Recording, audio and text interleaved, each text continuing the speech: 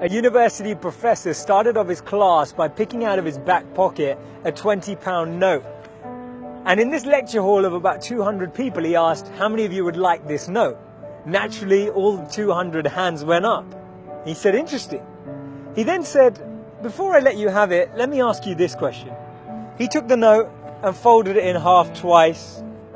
And then he said, how many of you want this note? Still, 200 hands went up. Now he said, let me try something else. He took the note and he crumpled it. He said, how many of you want this note now? Still, 200 hands went up. Finally, he chucked the note on the floor. He screwed it with his shoe and crumpled it even more, picked it back up, now with dirt, and said, how many of you want this note? All 200 hands were still up. He said, today you've learnt an important lesson.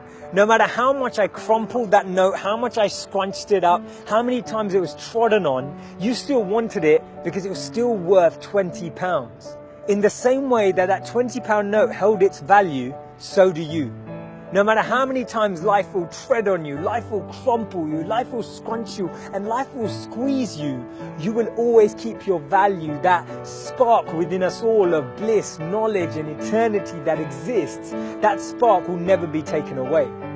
Our value is not created by the price of our clothes or our bank balance or the job title that we have. See, we should be building life and not just building our CVs. In the middle of 2009, he was the software engineer that no one wanted to hire. He had 12 years of experience at Yahoo, but he was rejected by Facebook and then rejected by Twitter. He'd been to a great university. He had a great CV. But he decided to team up with one of his alumni members at Yahoo and started to create an app and focus on the startup space. In 5 years' time, he sold that app for $19 billion to Facebook. Believe it or not, that was Brian Acton, the co-founder of WhatsApp.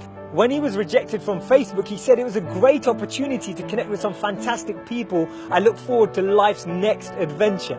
When he was rejected by Twitter, he responded by saying, worked out, it was quite a long commute.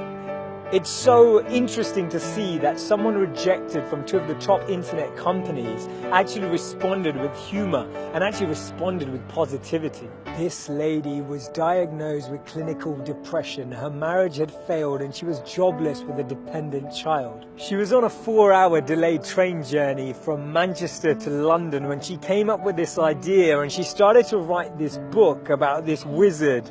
And as she started writing, she then finished her manuscript, took it to 12 publishers and was rejected by all 12. Believe it or not, that's J.K. Rowling. This man watched his first company crumble. He was a Harvard University dropout and his first company's demo didn't even work. He went on to build Microsoft. His name's Bill Gates. Therefore, failure is just a sign that we need to widen our scope. We need to be ready and build ourselves up for the next level. Actually, what we end up achieving is far greater than what we'd envisioned for ourselves. And this divine plan, this orchestration can't be happening without this intervention that occurs, because if we had it our way, we just settle, we just accept what we thought was our goal, what we thought we were chasing.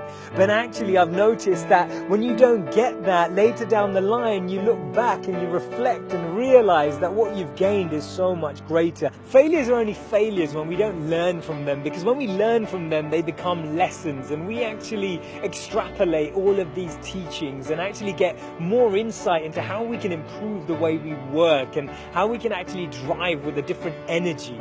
The challenge we have is that we only talk about people's failures when they succeed, and that's why they become this taboo, or we feel like their failures never happened. We need to share these stories earlier. We need to bring out these stories and experiences on the journey so that people who are on the journey can actually follow in those footsteps. And that's why Steve Jobs said you can't connect the dots moving forward. You only can when you're looking backwards.